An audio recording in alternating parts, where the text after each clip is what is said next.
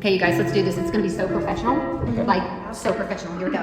Well, welcome to the Life Support Podcast with your hosts, Michele VanDusen and Colson, a couple of clean comedians who support each other and others through comedy's wacky and winding roads. I hope you're ready.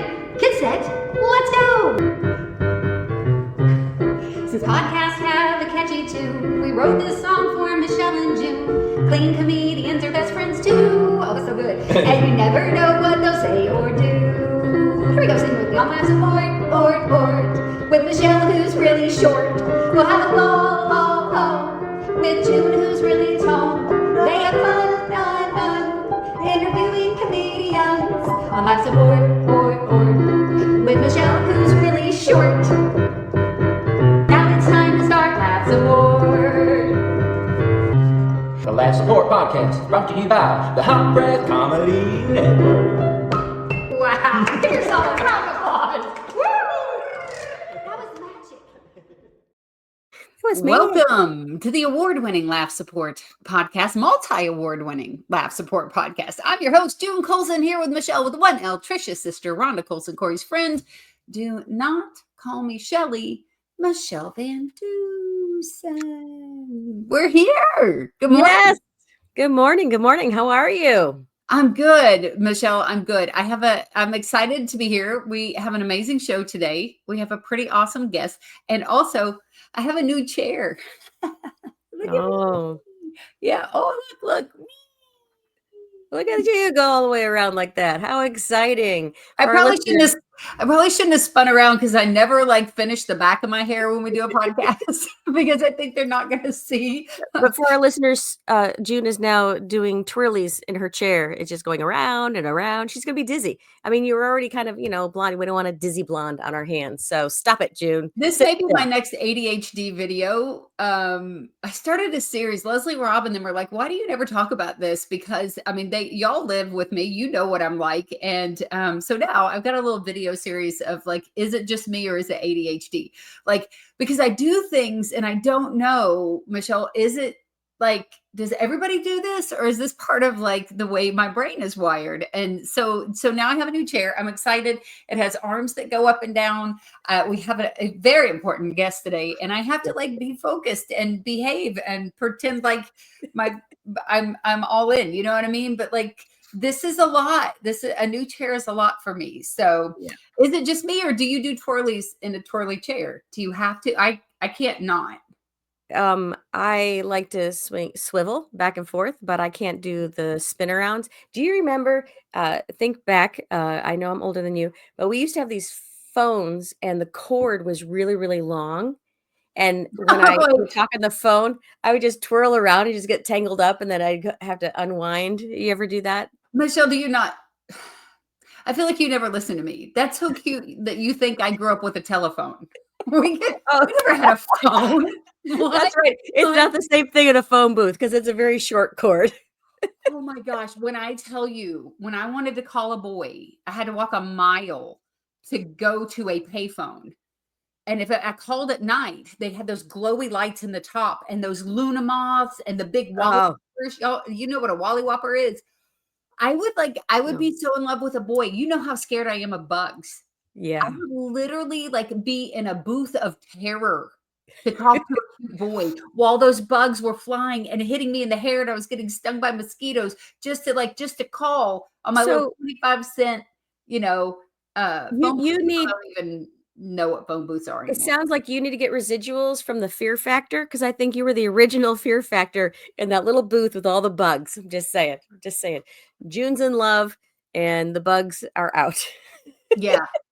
I made collect calls to boyfriends. When I started dating my husband, he moved to Georgetown, Kentucky. And do you know how painful it is to call your boyfriend? Because I would pay him. I would send him a check for 50% of when we talked on the phone, because I would have to do a collect call because he was long distance. And I would mail a check to his parents for 50% of their long distance bill because it was us talking on the phone. And it was painful, Michele. I would call. I forgot about this. I would call and it would be collect call from June Vaughn and his mother would go, no, and just hang up. I love it. I love it. I love it. That was painful. That was painful. Anyway, Sounds you great. doing good. Speaking of phones, you just got a new phone. Tell us about that real quick, and then we'll pull our Oh, guest yeah. on. No, technically, I don't get it until Mother's Day, so I can't talk about it yet. So, nope. Nope, that's just a little fun little tidbit, but I do have my old phone, which I do like. It's a little flippy thing. Anyway, there's that. Well, Michelle, you sent me a video this morning of your son giving you a new cell phone, and I was jealous because the only thing my boys really ever give me is wrinkles. They just that's it. This isn't like they've never bought me a phone. They've never, yeah. Yeah, I think they love me. They love me. I'm pretty sure. Anyway, you know who I they love love? you. I love What? our guest. I love Yes. the guest that we have on today. So tell us, Michelle, who is on the show? Okay, so our guest today is a comedian, a motivational speaker, a veteran, an author, a Stellar Award winner. He is the co-host of Get Up Mornings with Erica Campbell. He's the father of 7. He's forged a career at the intersection of faith and philanthropy and humor, and of course, with an infectious energy and unmistakable style. Let's welcome to the Last Port podcast, Griff. Woo, woo, woo, woo, woo, woo. Woo, woo, woo. What's up? Hold on, I got that for y'all. Y'all ain't even got to do that. Look, Oh, Griff and the sound effects. All right. Welcome to the show, Griff. Michele, I just want to say real quick, you got a phone, but you don't get it till May. You live like a black person. That's what I've been saying. That's what I've been saying. And it's And from no, your son too. You like just light skin. That's all. Yep. Well, my son married a black woman, and so I'm a grandmother of this beautiful mixed baby. And I said, "Oh, look at this! I'm now half black." And my son keeps telling me, "No, no, mom, we brought you to the party, It but you kind of don't don't get to work dance." that way. that's funny though. Also, you was black already before the phone. Good. It just makes Yeah. sense. See? Hold on, I gotta. Wow. Ooh. Well, really welcome to the show now, Griff. Really, really. What up, June? What's cracking? Man, we are so excited to have you on here. Griff, you reached out and you were like, hey, how come I haven't been on the show? And I was like, Michelle, I told him, I was like, you're Griff. You're Griff. He's busy. He's rolling. He's going. You know, sometimes in my brain, I just think like, well, that person's too busy for me. And then you reached out. I'm so glad you did. It like blew my mind. Absolutely honored that you're hanging out with us I'm a today. fan. I'm a comedian. April 14th, I celebrate 30 years. So, I don't think you can ever get too big to not be in the community. Like we in the community. And if you can't support and be in that community, then you won't be in it long. Yeah. Listen, I love that Griff is rocking the sound effects for us because I we're got so we're so minimal. We're so just kind of archaic in our process. This morning I had a complete freak out because my camera wouldn't work or anything. And I'm like, no, it's Griff. Griff is on today. This can't happen to me. I love meltdown moments. That's what my wife calls them. She gives me so many meltdown moments a year, and I haven't even used them like yet. And I feel real good about that. Nice. Yeah. I think I have one at least like every 45 to 50 minutes in my house. And your ADHD cracks me up too, because I think we all on the spectrum. I know I'm on the spectrum, and the spectrum is vast for the people you have some autistic people who will line up shoes from front to back and matchbox cars, but then those same people will be chemical engineers who just don't talk to the other people they work with. So the spectrum is vast. It has to be something wrong with us that we want laughs from strangers, like the spectrum is vast. That's all I'm gonna say. That's right. That's what I tell people though, like, because you hear a lot of comedians talk about ADHD or they're like, oh, it's my ADD, and I think like if you really have it, it can be crippling. It's really not funny. You know what I mean? And I felt like I never really talked about it much because it felt like everybody's talking about it. Everybody's making a joke about it or whatever. But what I found is like, it is a little bit of I feel like it's part of my superpower, you know. It's part of like what allows me to see things a little bit differently than other people. Right. And it's part of my creative energy. Not too long ago, Griff, I had a friend, Christian comedian, Christy Conder, and I was battling with the fact that before I do a show, it is so almost paralyzing because it's like my brain won't focus until it's fight or flight. It's like 1,000 voices are going on in my head and go, go, go, go, go. And it's down to the wire. It's just me and it's God and it's prayer. And I like it comes together before I go on, but it's always this battle. Michelle's had to deal with tears and drama from me. And one day Christy goes, why are you fighting the way God made you? Why are you fighting your process?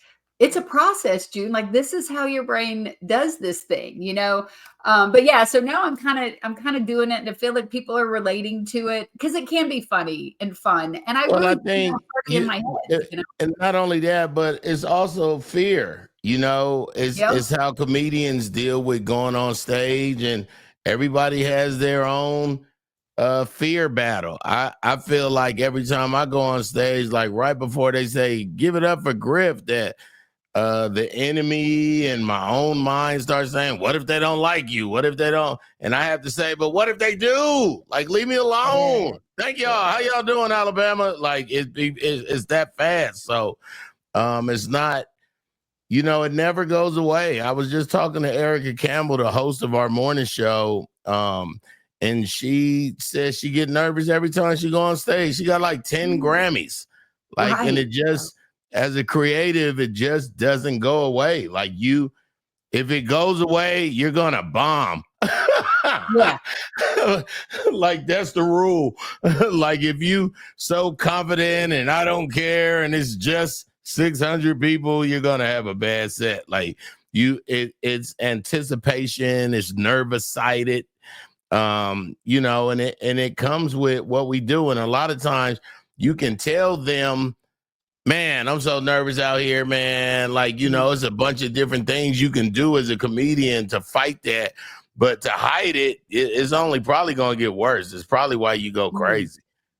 No, that's true. But well, I've tried to change the language a little bit because when people will say, you know, will come up and go, are you nervous? You know what I mean? And I don't want to give power to the nerves. So I'll just say I'm excited. I say, man, nervous. There's a lot of synonyms for nervous. You know what I'm saying? I have an emotional wheel. So whenever my wife tries to say, oh, you're just mad, I go, it's 1,000 other emotions. I'm not mad. I'm irritated. I'm bothered. You know what I'm saying? Like and I think it fits for us as well. Nervous really ain't the word that we are, because we're really, I don't know, if I think of a nervous person, I think of somebody who can't, you know, man, like I don't think we be nervous. I think we just, you know, man, another crowd, different city. Ooh, you know what I'm saying? I think, you know, so it's you got to find what calms you down. I know I have to yell at myself like a drill sergeant, but that might not be everybody's technique. No, I think that's good. Michele, do you have any like techniques, anything? Do you yell at people or yourself, or what do you do to calm yourself down? Yeah, I yell at them, laugh. No, no, I don't have any techniques. Really, it's just, if I don't know it by the time I walk on stage, that was my own fault. No, I just carry it with me wherever I go. So, like you said that there's other words than nervousness. So, you can take it either way. You can get queasy, you can get butterflies in your tummy, you can, you know, all the things.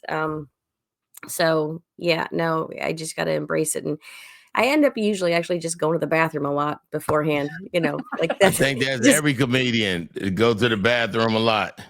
Yeah. And don't let it be a bunch of comedians. Then the bathroom is never open when you need to go. No, it's not. I just watched the Saturday Night Live, their anniversary thing on like a Sunday night. couple weeks ago or whatever. And one of the people they highlighted on their staff on SNL was the nurse, and they like did a whole bit about how much pepto. Yeah, I saw that. I remember the lady who really, because all of them want to throw up before a sketch, and like she's there. I saw that.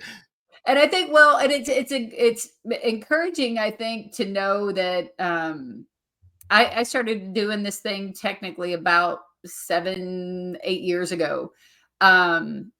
But when you do find out, veterans, you're a veteran, military veteran, but also a comedy veteran. Right. 30 years, right? 30 years, April 14th. I'm 30 years, man. And what a 3 decades, wow. What do you it feels think really weird because the most? 30 huh? years. Like what's changed? What have you seen that's changed the most in that 30 years that stands out to you? Social media, Yeah. it must be nice to be funny in front of a camera and not have an audience to talk to.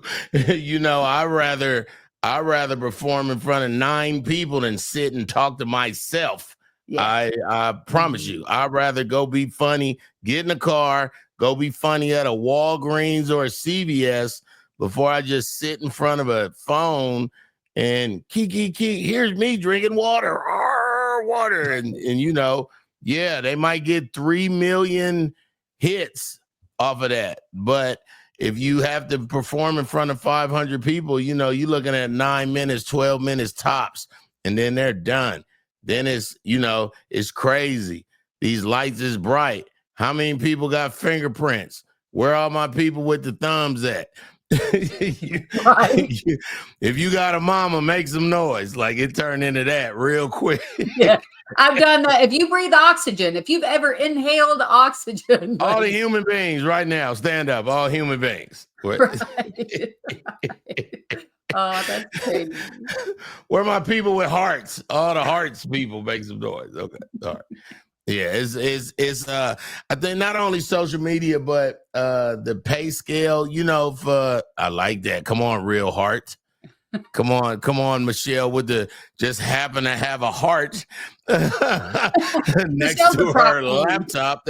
I got random stuff next to my laptop too. So what I got I got a cowbell, I got a baby Jim Plunkett right here. I got this. I do an animated dog, and I have the dog that I animate right here, a pit bull.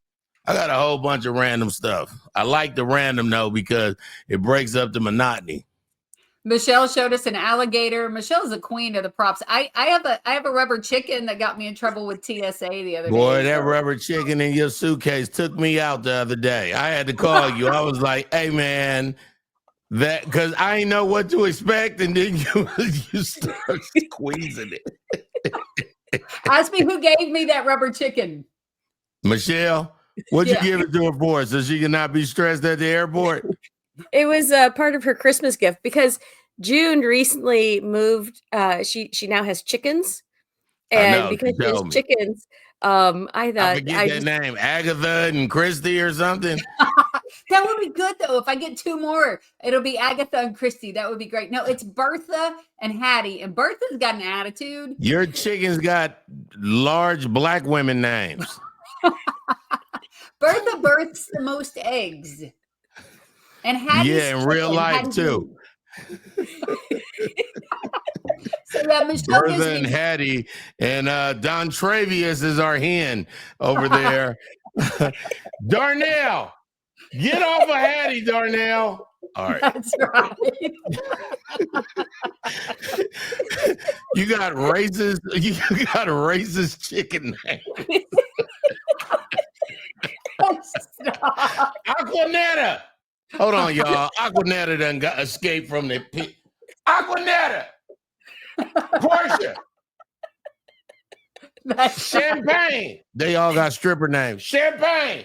How was that? All right. Okay. Okay. Breathe. No, I was gonna have to fly with, so I had to either put it in my Michelle, how backpack. black are her chicken names though? Big Bertha and Hattie Mae.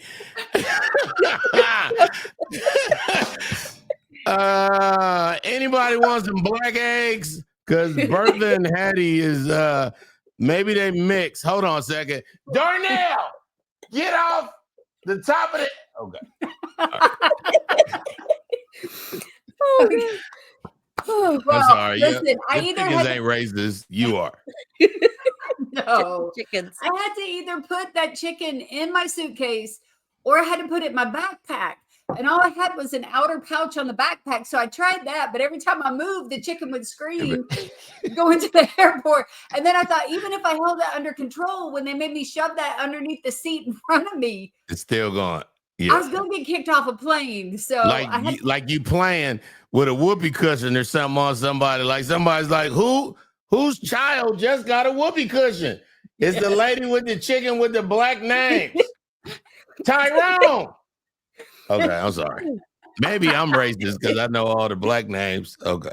I'm gonna give my chicken white names. Penelope. Hazel. Okay. All right, I'm sorry. Michelle, stop laughing. I ain't gonna stop if you Hazel's old. That's an old name. Come on. That's it's old. very old. I like that one. Penelope. That's one of my daughter's favorite names for her dolls. Penelope. Penelope. I have a neighbor named Verbal. You ever heard that name, Verbal? What? Verbal spelled like, or what? IL. Like, I can didn't you ask her to speak? spell Yes, it. I was I'm just verbal. going, I don't know. She said her name is He's Verbal. like, hey, how you doing? I'm verbal. I am too. Hey, I am too. Yes. Yeah. We talked for a long time. Let's mate our chickens and get mixed chicken babies. Brown eggs. I got brown eggs. I'm laughing. I got 2 mixed kids too. I got one whole black one and one whole white one. So it works out. Works out. Okay, so Griff, we said 30 years. 30 Yeah. years you've been doing Way comedy. to reel me back in, June. I'm gonna reel you in because so it's laugh support. And we like to talk to our guests about their journey in comedy. So we're looking back over 30 years, and obviously you can't think of everyone. You know what I love? I'm so glad they didn't have social media when I started. Yeah. I didn't even get paid till maybe 2 years and 3 weeks. And my first 2 years was horrible. I was just cussing to cuss. I was just telling my manager, I was like, my first 2 years of comedy, I just said things my mama said. My mama's so funny. I would just say, I remember one time my mom, and for like 2 years, and then I think maybe like 2 years in a week, I was like, you're gonna have to do more material than what your mama said. Like, but I'm so glad that it wasn't social media because these comedians they say, oh, go look me up on YouTube. And they're bombing at a bar and cussing all bad. And they're not funny. So when they tell you, oh, no, that was real old. Look at this one. You be like, nah, I'm cool. I already looked at it. Like, But, the struggle I was laughing because I had a homeboy, Mike Jones, came over, and he probably is about to celebrate 35 years. But back then, we would have to ride, like we would go I started comedy in DC, even though I'm from California, but I would drive 3-4 hours to Philadelphia and to Baltimore and to New York just to hope to get a guest spot. You know what I'm saying? Like, because back then with no social media, no internet or nothing, you really had to have somebody say, hey, this is my girl, June. She's super duper funny. She's from Bowling Green. You're going to love her. And then you get on. I remember putting VHS on the weekends. I would take VHS tapes of my set. I would stick them in these, the post office, the one where you got a seal and it's kind of cardboardy. And it was probably like the 2 to 3 day one. And I would just mail them to comedy clubs. Blind, like, oh, it's a comedy club, and then I would double check. I actually found the list I had of all the comedy clubs in the country and the contact to them. And, you know, again, no email, no nothing, just, hey, this is Griff, man. I think I'm gonna be in, and then you was never thinking you was definitely gonna be. I think I'm gonna be in Harrisburg. I see y'all doing Wednesday. Any way I could jump on? And what I used to say is, you know, I'm not a feature, but I'll take your feature spot. You know, and that wasn't even. I wasn't nothing, but they was like, you a headliner or a feature? I was like, I'm not a feature, but I'll take your feature spot. And back then, you know, you was looking at a whopping 150 a show or 125. And the first time I got money, I was with JB Smooth, and we was at Monique's Comedy Club in Baltimore. And we probably did 7 or 9 shows from Thursday to Sunday. And they gave me $300 cash. And that was the first time I got paid. And, you know, I remember that. I remember always catching the Greyhound bus. I used to catch the Greyhound bus. I used to catch a 1 a.m. from Baltimore to get to Buffalo at 3 p.m. to do a show in Toronto at 8. And then I remember one day I was like, oh, I got to go from Alabama to, how am I going to get there on the bus? There's no buses that, and then that was the first time I was like, oh, I got to fly. So I remember leaving the bus. I was nice on the bus. I had, you know, because the bus stopped everywhere. So I had homeboys in Buffalo, and I would kick it with them. And then they was comedians, and we would do shows in Buffalo. Then we would go to Toronto. And I think what's changed is the camaraderie of, you know, Big Daddy Fitz, rest his, I don't know how you say it. I hate dead people. Big Daddy Fitz is a comedian from Detroit that I just said the other day, no, Michele, don't laugh. We did a show, and the church had a cemetery right next to it. Like literally, if you park, you would park over to Parker's tombstone. Like it was so country with this cemetery. And I was telling the audience, I was like, I don't know about y'all, but I have never left my home and said, oh, I'm gonna go give flowers to Aunt Janice at a cemetery. Like I just never been to a cemetery. I'm there when the funeral lead a church and they go to the cemetery and they put, but I'm never coming back. Like I don't have one family member I know that's at a cemetery. Like, really? I don't know. But back to the comedians. I think what's missing is the camaraderie of like 5 comedians getting in a car, leaving Atlanta and driving to Minneapolis. You know what I'm saying? And everybody putting in on gas, and whoever the headliner was in the car, he could say, I got my homeboys. You know what I'm saying? I think it's, I mean, I don't know. I don't want to sound like the old dude because I'm working. I don't, you know what I'm saying? I'm not having a problem working.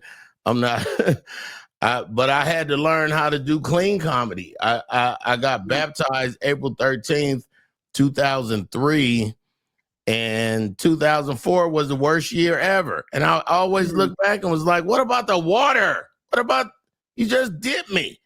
Yeah. But then 2005, everything turned around, and then I started doing clean comedy probably in 07.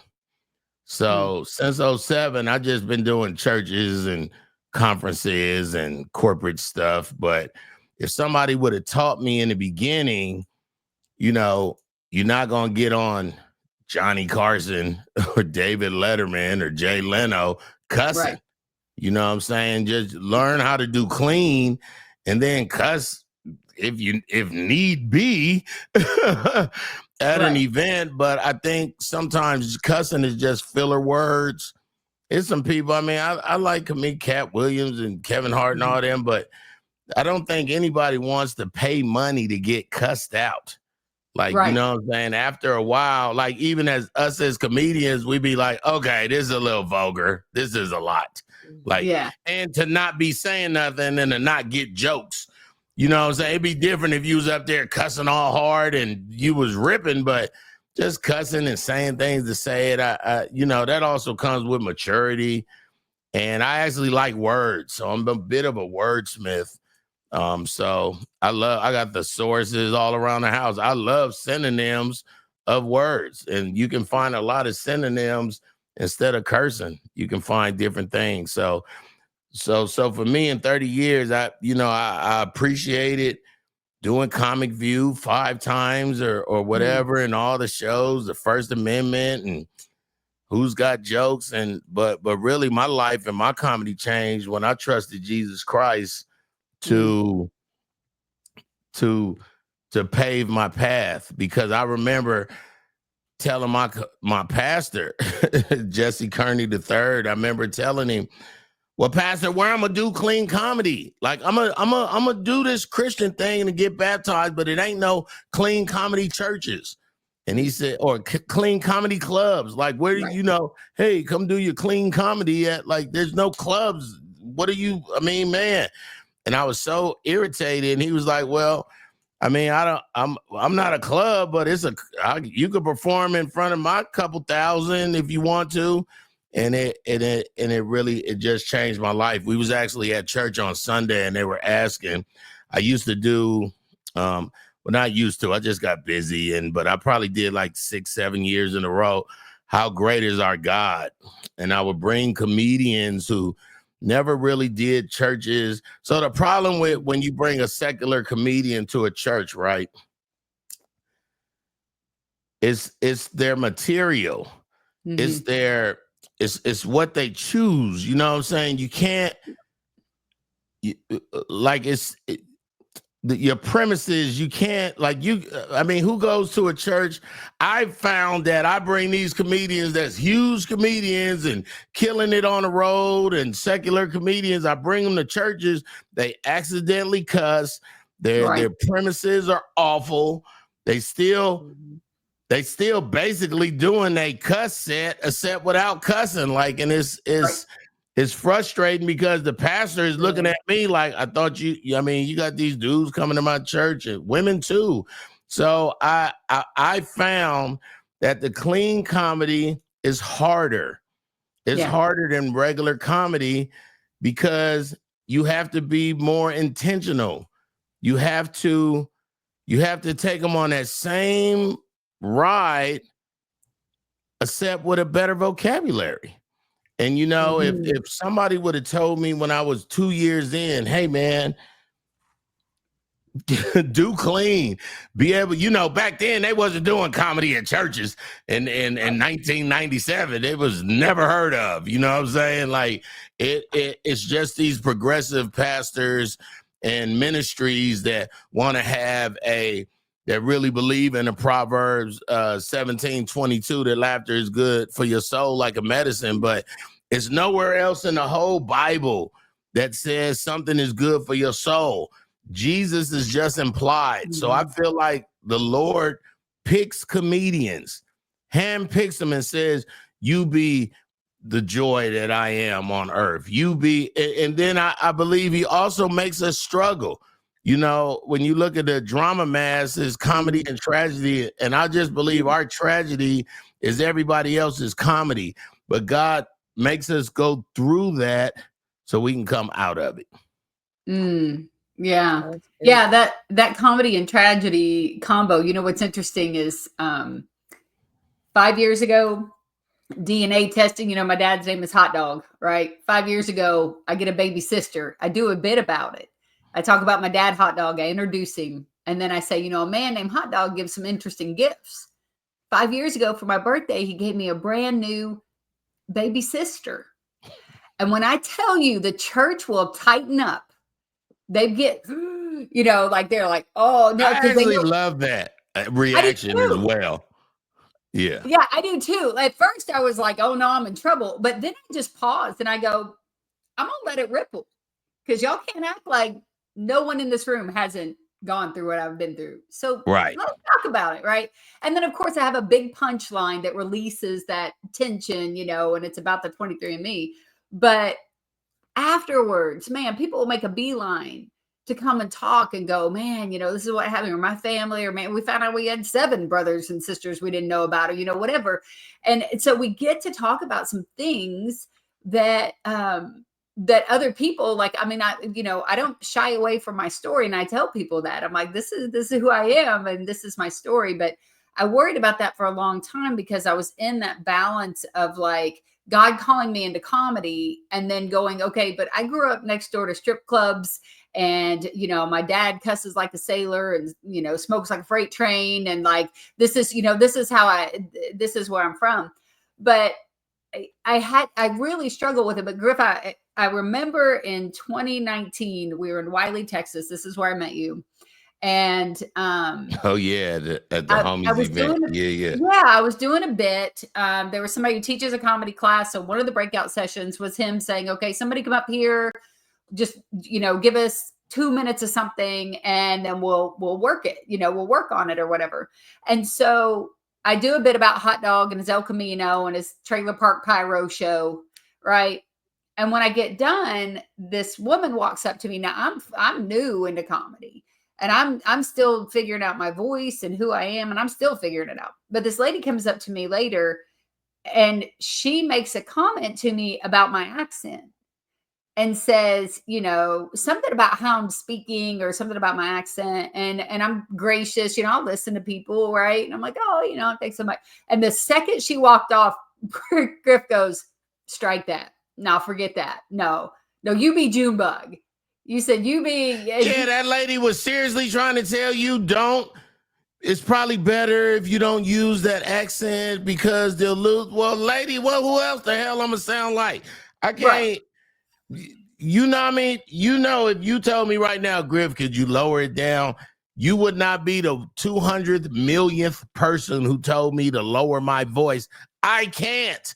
This is my volume. Like I remember because instead of saying, hey, your comedy, maybe you do this or that, but she was like, you got to lose the accent. The accent, that's what make your stories funnier, because now we are caught up in this country dialect that everything you say after that makes sense. You know what I'm saying? They're going to love you in New York and Miami, and because they hear that accent and you don't sound like anybody else. So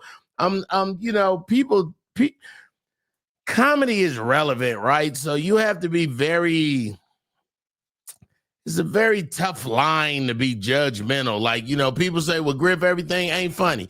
To you, that's why I'm a comedian. Like everything is funny to me. Everything, funerals is super funny, and people falling is hilarious. Like when you were saying you were you were battling with God, what do you want me to say? When God told me it's more people, so I thought I would have to go up on stage and be like, so I was in Deuteronomy 3:7. Right. Deuteronomy. Like I just didn't know what clean comedy would be. And I just went up there and was me. And God told me it's more people in the church who don't know Christ than it is who know him. So if you go up there and do the Deuteronomy joke, you, pastor, first lady, maybe some of the choir, like you lose the room. Only one who know Deuteronomy 3 is pastor and elders in them. Like, so I figured I would just be the comedian who, because my mom didn't grow up. My mom grew up listening to, I tell her people, it's funny because on the show, Erica is so Kojic. And she like, my parents, we listen to the Clark sisters and every Reverend James Cleveland you could think of. But my mama listened to Bobby Womack and Rick James. Like, you know what I'm saying? But how you find Christ is how you find him. The joke is my mama listened to Rick James while your mama listened to the Clark sisters, but we both at church. Yes. Yeah. I've been booked twice for, a really good gig at a church that is all about outreach. and they literally book me because I don't do Christian comedy, like Christian comedy, as far as that's concerned. I'm not doing jokes about Noah's Ark or the Christian culture. And Me there's neither. a place for that. There's a lot of amazing comedians, Christian comedians that are doing that thing, but like they booked me because of what you just said. They said, we want people, we invite everybody to come in. It's a free show for the community. And they're like, we don't want someone speaking over their head. We just want them to see that, man, they can laugh. It can be clean, that this church is just here to embrace them and love them where they're at. And so literally they hire me to get to just be who I am. But That's the best. But I say that about like you saying that to me is that you don't even know sometimes who you are supporting. Like, you know, that was such a moment of just a stranger coming up to me who just confirmed that like, it's okay just to be me, you know? You know what's funny is I didn't want to go to that Christian. I told you yesterday, I got a real problem with, my mama said, I'm from Los Angeles. So my mama said, don't join the gang. But then she also was like, don't join the Cub Scouts or the YMCA or the Boys and Girls Club or the nothing. You know what I'm saying? Like, don't join nothing. So the Christian Comedy Coalition or whatever, the Federation of Comedians, or the only reason I went is because I was living in Dallas and the president, Jason said, Griff, we're going to do something different. I'm going to make all the comedians perform in regular clubs in the city. Like I got these restaurants and it's a wine. One of them is a wine restaurant. And I'm going to make them do content. And that was the only, I was like, okay, I'm here for that. Yeah. But I'm not here to play in your reindeer games. I hate them. Shut up, Michele. Michele was cracking up. She like, you the same way, Michele? You don't want to be. I met Michele playing reindeer games. Michele had been at the CCA for a really long time. Here's what it was. Here's what it's been to me, though. I will say this: when God called me into comedy, I didn't know anybody who did any of it to honor God. You know what I mean? I didn't know anybody who like was in that lane. I didn't know how to write a joke. I didn't know how to do anything. And so literally the week that he just was like, this is what you're doing, June, I looked up and I was like, okay, who does this to honor you? Right. And it was in my back door, man. It was in Nashville. Michele got a reindeer. When I tell you she has the props, reindeer antlers in as we speak. But that's literally where I found like the support in my life, the people who I, you know, have helped me learn how to do this thing. I have no, man, I'm just, y'all, Michele, you may have met your match. Griff not only has reindeer antlers, they twinkle. They light up. I'm so jealous. I'm trying to be serious and y'all are rocking the Yeah, we're not even listening to you. We don't even care. We pulling out reindeer. Man, I'm so jealous. I have a whole reindeer costume. If I knew you ain't see the ears though. You see the ears? I got the ears and the antlers. Stop playing with me. I like it. I feel like I should just get a Q-tip the whole time you talking and just go like this. Like, talking about Noah's Ark. I got 2 of these. You got 2 alligators? Hold on. Yeah. Noah's Ark. I got a shoe. I got 2 of these. I've never been so angry that I cleaned out my space. I have 3 when Noah land, I got a house for him to go to. All I have to offer is 3 pistachios. I can't play your game. I'm so jealous. I got I can't wait till y'all see this with me and Michele going battling with props. June just left because I guess she got to go far to get something. Hold on. Oh, you got little black feet? Racist. I knew. Michele, I told you she was racist, Michele. She got 2 random black feet. That's right. That's why the chickens is named Bertha and Big Mama. She got little black baby feet for no reason. Ladies and gentlemen, I hope y'all watch this video. June comes back while me and Michele playing with reindeers and animals, and she comes back with 2 real black feet that look cut off from something. It's Bigfoot. They're not Black feet. It's big. No, don't try to make it Bigfoot now. Bigfoot. I know Black feet when I see them, June. Listen, y'all don't listen to Griff. They're big. I got Maui from Moana. I got this one. Oh, come on, Michele, with Michele got Kung Fu Panda. the panda. This is the difference in our relationship. Michele is okay. She did grow up in the church culture, and she'll be talking about like Christian stuff that I'm like, Michele, I grew up with a dad named Hot Dog by a strip club. I don't know, what you're talking about. So one day I'm on the phone and Michele says, hey, what are you doing? And I was like, I'm going to the movies. And she goes, really? We are too. Are you going to see Caprini? And I'm like, what's Caprini? And she was like, I'm going to watch Caprini. It's about a nun. And like, she sacrificed her life for, whatever. And I'm like, I'm going to see Kung Fu Panda 4. Like, that's our friendship. Everyone needs to see Cabrini. It's a great, great movie. It's about the Italian immigrants. Oh, yeah? I got a tambourine that Small Fire gave me that lights up. Michele just rocked a Lego of Jesus. I'm not sure if that's sacrilegious or not. Who got a Lego of Jesus? Right. Look at her. I found a real heart. Look. Mine bigger is not all paper like yours, but it's very heavy. All right. I got some stuff, Michele. You don't want this smoke. You win, man. You win.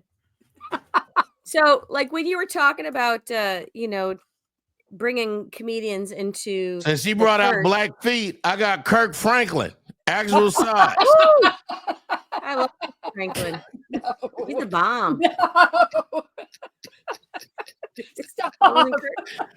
Hey, Bertha, Mabel, your man's here. You gotta say, I got a friend named Griff, a Black comedian, who said I'm racist because my chicken's name is named after Black people, and said that's not true, Griff. They had babies or chicks, and I named them Ronnie, Bobby, Ricky, and Ralph. All the NASCAR guys. That's a joke. You can have it. No one steal that. That's for June only. That's just for me. We are copywriting it right now. So, right. Okay, listen. Have you ever had a time where you felt like you didn't have support? A lot of comedians. My whole life. I didn't. Really? I wanted to be a comedian since I was 3. So, trying to explain to teachers and parents, and I had no backup plan. I was like, I'm gonna be a comedian when I grow up, and people was telling me my whole life, you're not, and I would go, no, you're not. I'm gonna be a comedian when I grow up, and that was my only comeback. And I had no backup plan. I had no backup plan. My mom worked at a convalescent home, and she would put the old people in half a circle and say, go make them laugh. And I was on like a geriatric tour for 4 or 5 years as a little kid doing these old folk homes, these convalescent homes. So it's funny that God makes you something so early and you know it and the rest of the world don't know it, but God know it. And to have professionally have been doing it, and I say that since I got money and, really did it, or I would say I've been doing comedy 53 years since I was a kid, but like intentionally jumping on stages. It's 30 years in April, and I just thank God for keeping his promise to me. I try to say it without getting emotional. I didn't keep a lot of promises to him, and he kept his to me. And that means so much. I feel like comedy is a mantle that I wear to, if I can make them laugh and tell them about God at the same time, and they remember the joke, and then the God part, I did my part, I did my part, and it's one person at a time. Is as long as they know where my heart is. My manager is really big on making me be more serious. Like, I mean, I'm not all goofy all the time. I'd rather do a TED talk than a comedy show anyway. Like, I'm smart, and I would rather talk about deoxyribonucleic acid and what's happening in the 53, 54 countries on the continent of Africa or something. But, I key. Yeah. But a lot of people in the church don't know how to laugh good. So the people that's sitting with their arms folded up tight, I'm going for their head. I'm trying to make them laugh so hard because the laughter it produces endorphins and opens up oxygen cells. And we're literally giving you an opportunity to live longer if you laugh. Yeah. It's more muscles in your face to frown than it is to smile. So, the scientific way of what laughter is an involuntary response that your body has to something. And it's like a hiccup. You know what I'm saying? So maybe we're superheroes with a goofy power. We can make people hiccup. Right. I can't kill you or float you nowhere, but I could definitely make you hiccup where you can't point the gun at me real good. So well, hey, so you said, God has definitely kept his promises to you. We're looking at 30-year. Hold on 1 second. Maryland. Hey, y'all stop. I got a giant standard poodle and a 16-year-old Jack Russell Terrier that are opposites. Yes. Excuse me. Her name's Marilyn. Oh, I know. It's a white girl I told name. you, So they got white names. Is that what you were about to say, Michelle? Yeah. Maryland and Madison, they do got white names. Yeah. Okay, So maybe comedians are racist with animals. Maybe that's what it is. Who's racist now, Griff? Maryland. Go ahead. That's all right. Look. Get off that grate. Don't be standing over there. I didn't even think about it. Yep. So, kiss my foot. My dogs can get jobs over the phone. just like my children, Brandon Michael, Marcus Anthony, and Jameson Elizabeth Ann. And my dogs are also wow, that's funny. So that's your punchline. Yeah. And then he calls his dogs Maryland and Madison after I tell him my chicken's name is Hattie and Aquanetta. Okay. I love Aquanetta. I went to school with a girl named Aquanetta in the 5th grade, and I thought that was the most horrible and beautiful name at the same time, and never met another Aquanetta in my life. I have. I'm going to bounce out before the end of the show because I got to show Griff my merch before the end of this. So okay. So what I was going to say is 30 years you've been doing this thing, right? And God has definitely fulfilled his promises. The Bible talks about your latter years. Your latter years. I'm having more fun in my 50s. I'm 53. I'm having more fun in my 50s than I have in my entire career.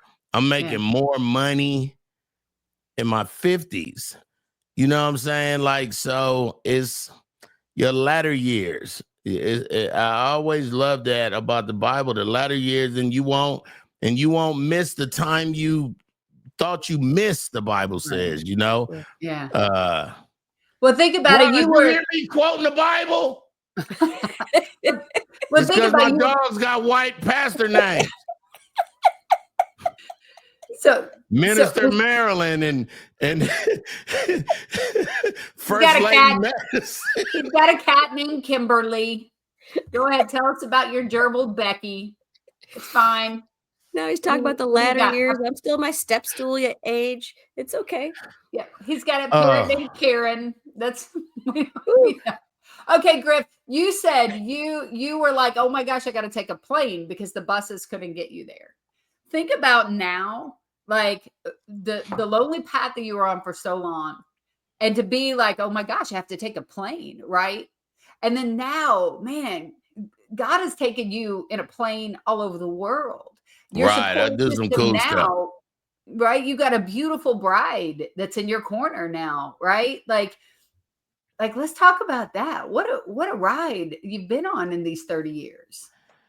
And then it don't stop. That's the crazy part. In 2013, I was the first American to tape Comedy Central Africa, right?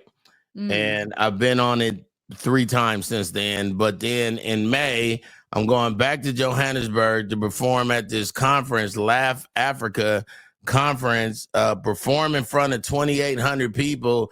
And that's going to be distributed to most of the diaspora, which is 1.3 billion people live in Africa, right? But about 690 million of them have cable. So it's going to be on in about 26, 27 countries.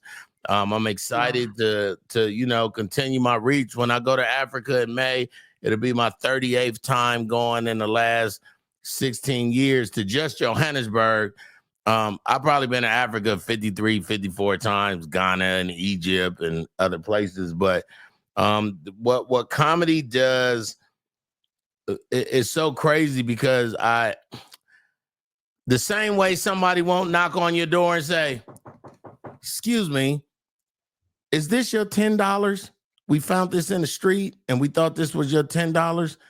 The same way they're not gonna give you 100, they're not gonna give you 1,000. So I figured I'd just go get it. And the way I used to do it is I would just pull up comedy festivals around the world. Dublin, Australia, Germany, Ireland, Italy, Spain. And I would always notice it wasn't no American comedian on there. And it'd be all these comedians from everywhere else. So I'll find a promoter and say, "Why you ain't got no American comedians on?"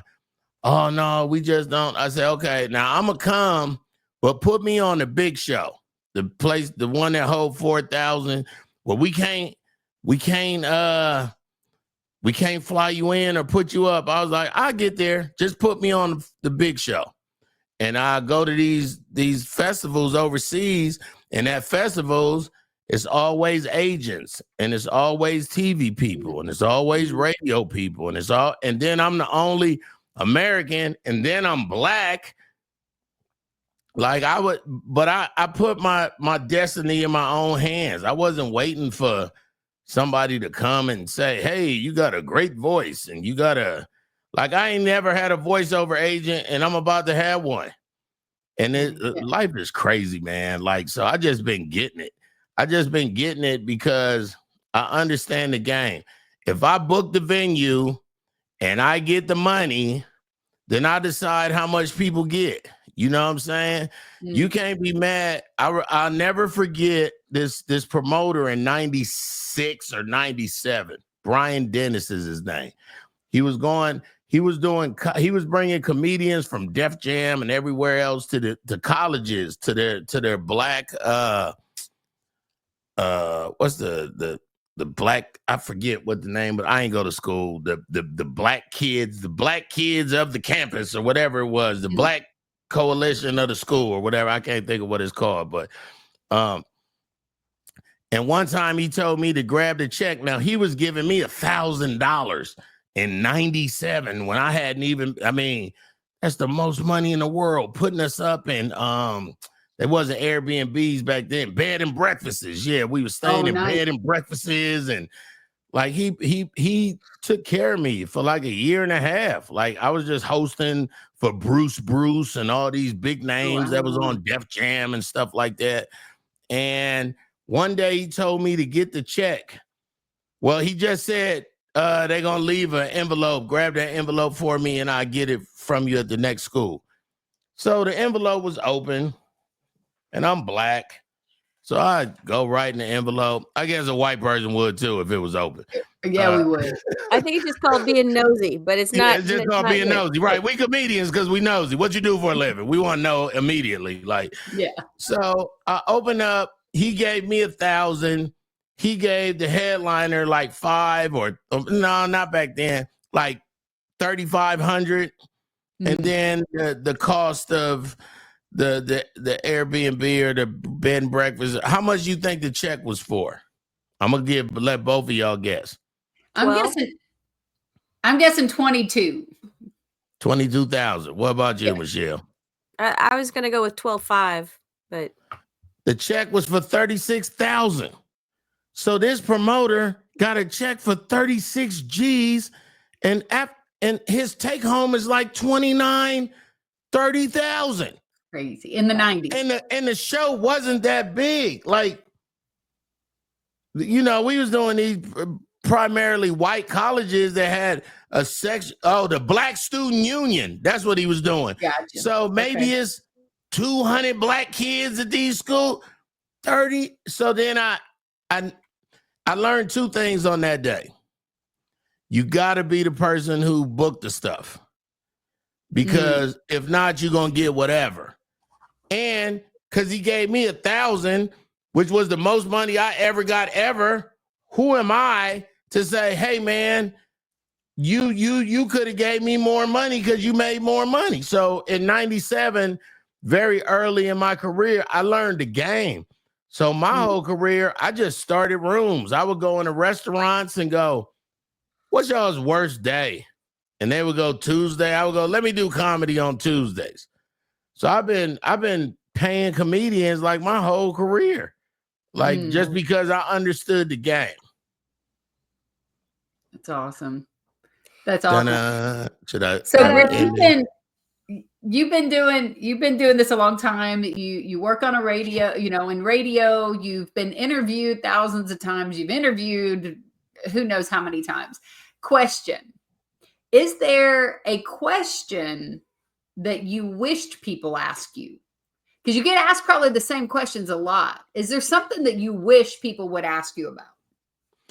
I wish people would ask me about the struggle of comedy. You know, they just see the fame and the Stellar Award and the Marconi Awards, but they don't know what it's like riding a Greyhound bus and staying on people's couches and not really having an apartment, and was just kind of crashing until I could save enough money to get my, you know what I'm saying? And then I had kids, so I had to take care of my two sons. And I just wish people would ask more about the struggle, so I can tell you about the valley and then tell you about the promised land. But everybody is so concentrated on the promised land that they forget it was a valley. But I don't.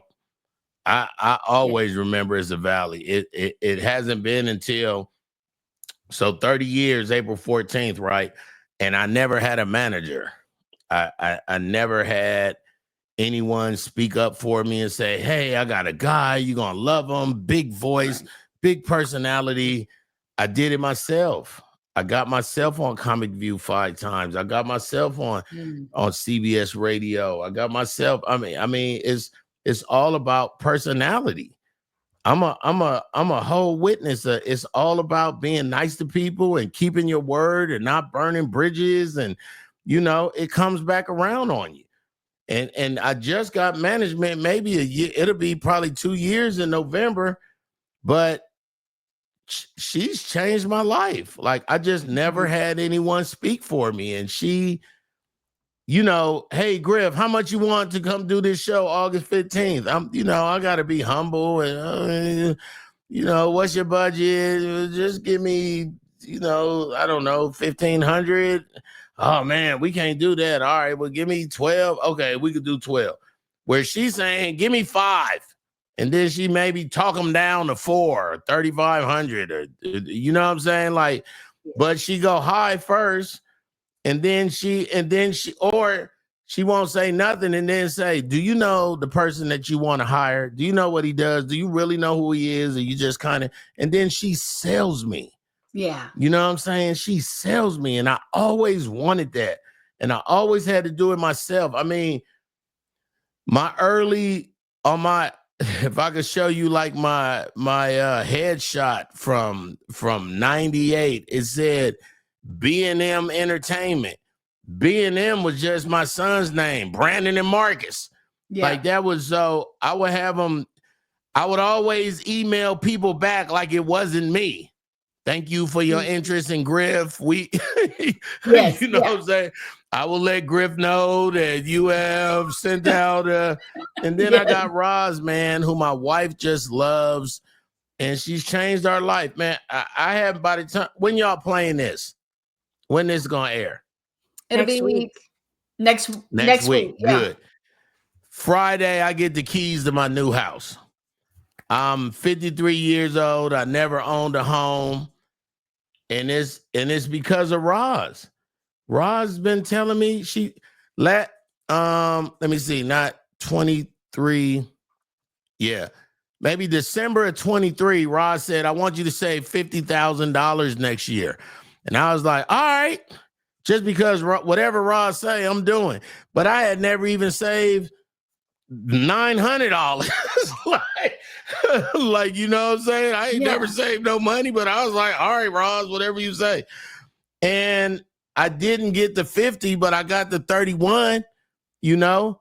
And this year I plan on getting the 50. And it was her who said, man, what? You don't have to rent. Go buy a house. And then I use my veteran. I'm a veteran. I was in the military. So I used my VA loan.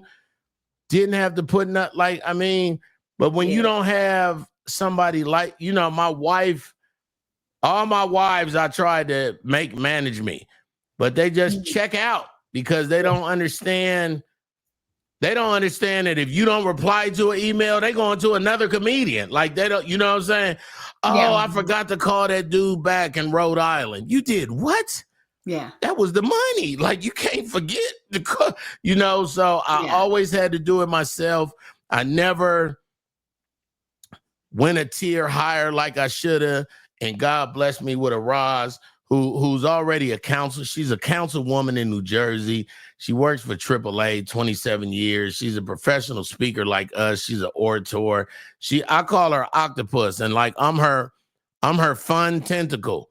Like before me, she has a girl group, and Roz does so much, but I'm like, God told her to take care of me.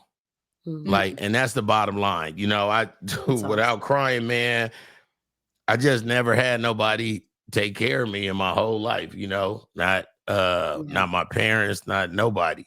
And I've been doing everything on my own. I'm the oldest, and I just been seeing this whole world by myself, you know. And when you are blessed to have someone who can guide you. I mean, I just had a pastor say after our taping, Griff, the Lord told me that now it's time for you to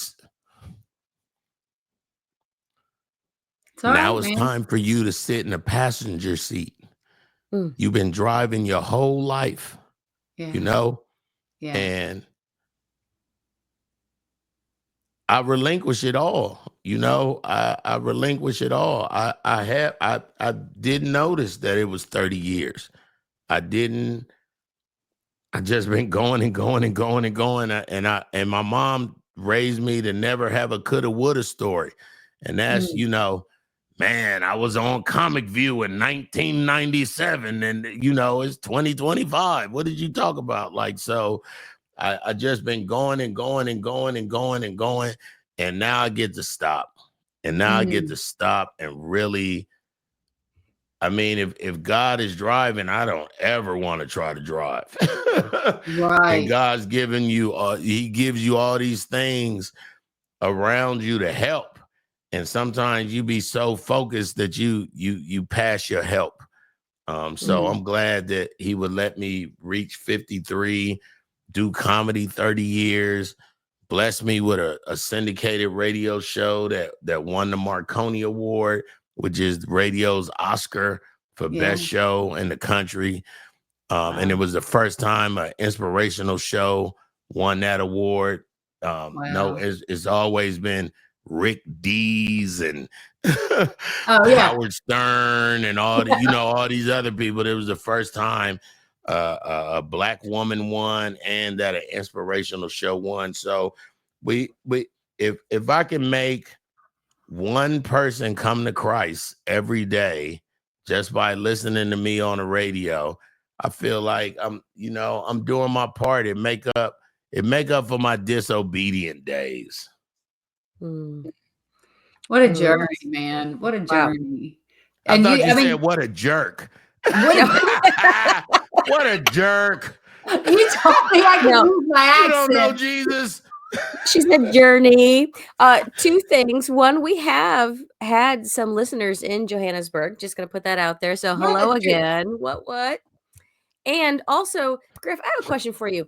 Do you think you could tell us a little bit about the struggle you've had in comedy and getting where you're at? You stupid Michele. You're a jerk. What a jerk. Yeah, I am. You know it. Oh. So look at the struggle Jude's having. Right. June, you okay? I'm good. What I miss? Oh, I was See? asking Griff to tell us about the struggles that he's had to get where he's at now. You know, She he's always wasn't wanted listening someone to to the ask whole him that. show.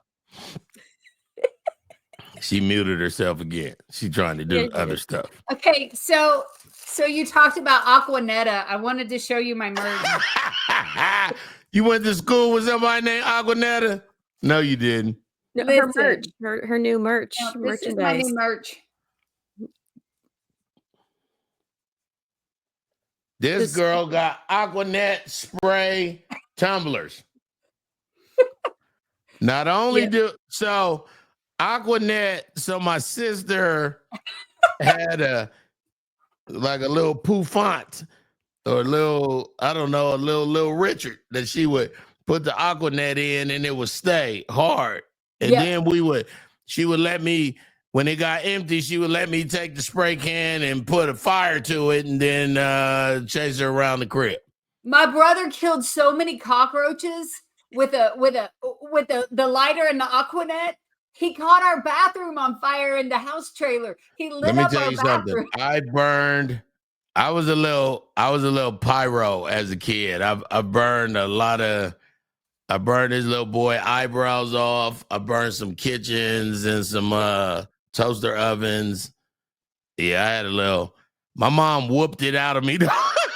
I just want our listeners to understand and know that Laughsport Podcast does not condone burning things Right. with The views Aquanet and opinions and of Griff lighters. are not the views and opinions of Hot Breath Podcast. Okay. What up, Joe? No, one do of not my condone. bits is about literally on my date with my husband. I flicked a Marlboro light out the window of our pickup truck and it blew back in and got stuck in my bangs. And I caught my bangs on fire on my first date with him. Nice. So the first date, your boyfriend was going. 100%. Yeah. While he was. No, he pulled over. And he put my forehead out. But yeah. He put my forehead out is the best phrase ever. Yeah, that's, we're going on 30 years of marriage, Griff. That's Come on. That's what's up. I love it. I was Praise hot. God. Hold on. Let me give you That's some. for sure. He knew he was dating a hottie. So, okay. Griff, we can keep you, dude. We can keep you forever and ever and ever. But we are so grateful you came on today. Michele is scrolling at the bottom. Friends, you can Michele find just Griff. put that there for the first time in 70 minutes. And we went over it for like 7 minutes before we started. You're a jerk. It's the struggles. It's about the struggles right now. And the struggle is real. Michele struggled to go ahead and scroll at the bottom of the screen. Just one thing, too. He didn't even ask for a lot, right? He didn't ask for a lot. No, I'm not one of them. Oh, you got my book up there, too? Oh, tell us about that. It's always funny to see my name as Arlen Griffin because it's so... When I win my Nobel Peace Prize, I want them to make sure they call me Arlen Griffin and not just Griff. But the bill collectors always have messed it up my whole life because my middle name is Dwayne, and that's what my mom called me, Dwayne. But the bill collectors call and say, hello, can we speak to Arlene Griffin? And for the last 30 years, I just been like, man, Arlene is a dirty female, man. Let me guess, she owe y'all some money? She cheated on me with my pastor, and they gave me AIDS. I done said it all. Like in the Is Arlene there? Nope. She took the kids, left. I got a washing machine and no dryer. She's a jerk. So you got a book, Griff, on Amazon, Cats and Puppies. I wrote a book for moms raising sons from the perspective of a son raised by his 15-year-old mother. So it's really a love story to my mom. But actually, we plan on winning an Oscar for best adaptation from a book. I'm making a movie about it, about my mom. So we're gonna start shooting that this year. I got some good stuff going on this year, man. I don't like to be the person to. I got some good stuff going on. I'm blessed and highly favored. Yes, Come sir. on. Well, listen, if people want to know what you're up to, then they can They go can call to Roz. Put Roz's number at the bottom of that thing right there. No, they can go to @2trillion on everything, 2trillion.com. But Roz's information is up there on everything. So, even if it's I think we have to, as comedians, separate ourselves from promoters and people that want to book us. So I don't answer my phone. It's really hard to get in contact. I'm just not easy to get in contact with. And I learned that really from Erica Campbell from the group Mary. And she just taught me that when you're so available, it'll stress you out. You know what I'm saying? Hello.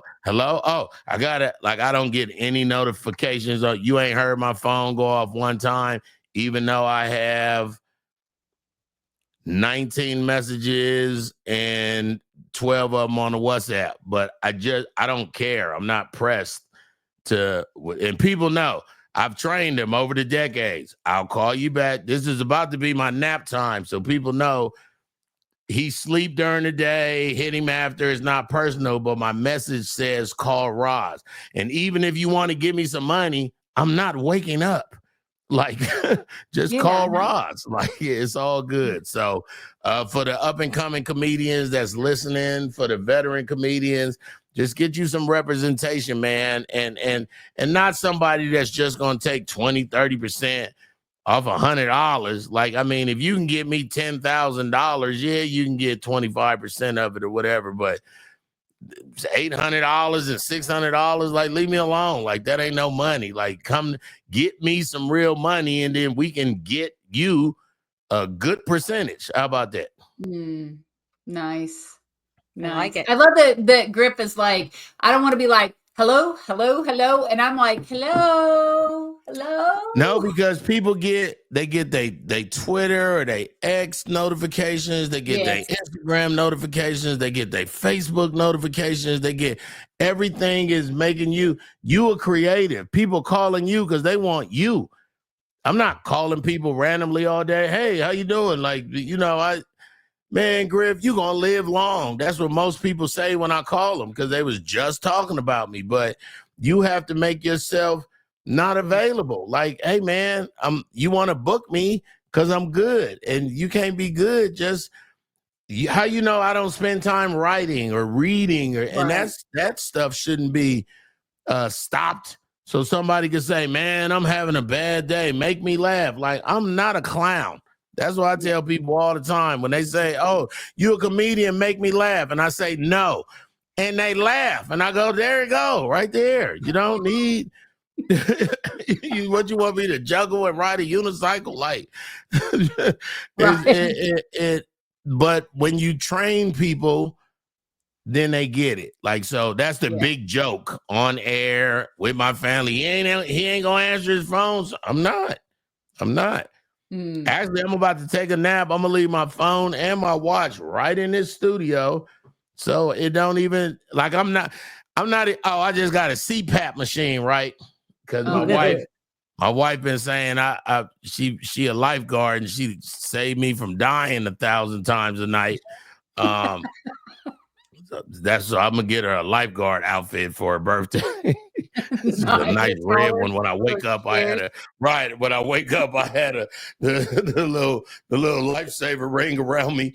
But the CPAP machines changed my life. I think I just hit day 22, and I'm sleeping better. And but now I'm so quiet that my wife had to stick her finger under my nose to make sure I'm still breathing because I just be quiet. And then as soon as I get the CPAP machine, Michelle, she starts snoring. I was like, come on, man. This don't.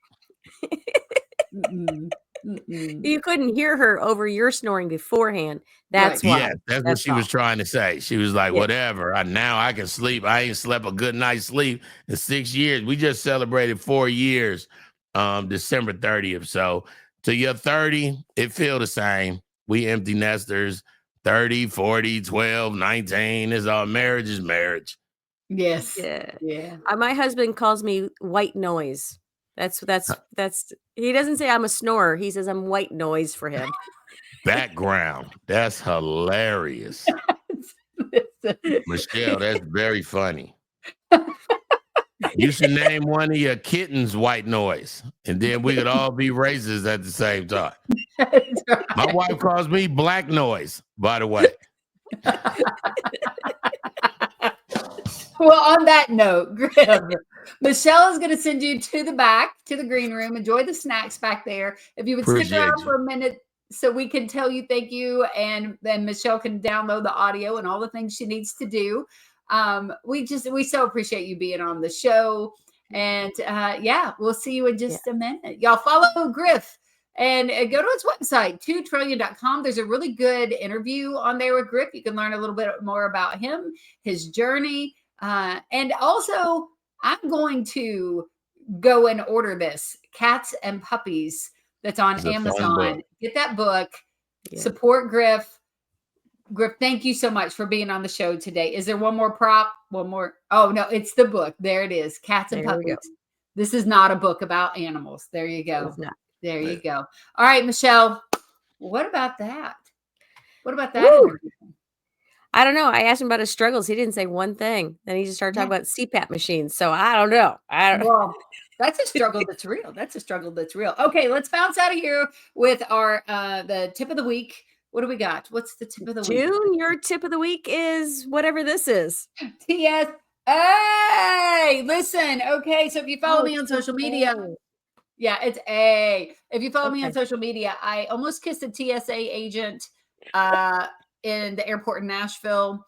And then I got my baggage checked because Michele, as we said earlier, brought me a chicken to go in my suitcase. So I'm just going to say, if you don't want your bag searched at the airport, try not to have anything that sounds like someone is being murdered in your suitcase. Okay. So that's my tip of the week. Just pay attention to what you're packing onto the airplane. I know sometimes we travel so much. I did get my bag taken the other day because I had a whole bottle of water in it, which is like a rookie thing to do. But sometimes you travel so much that you just kind of feel like you got your stuff together and you're okay. Yeah, not this girl. So Michele, I just brought that up because I wanted to thank you again. Thank you. Really, thank you. You're welcome. For my chicken. Okay. Bad joke. You got a bad joke? We're going to end with. Well, I do, because like right now it's the springtime and we're supposed to start, planting the plants and stuff. And so like I had these 2 little seeds that were totally inseparable because they were meant to be. What? Okay, you guys, thank you for tuning in. We appreciate you listening. June, laugh at that. That was funny. That was. I'm so ashamed. Guys, follow us. Make sure you follow Michele at Michele's Comedy on all social media platforms. MicheleVanDusen.org is her website. You can find me, all things Junebug Comedy. And again, Griff, 2 trillion. I didn't say this. Yes. If you're listening, you need to know it's the number 2. 2 trillion. All right, that's it for this episode of the Laugh Support Podcast. Jesus and Junebug loves you. Michele, tell them bye.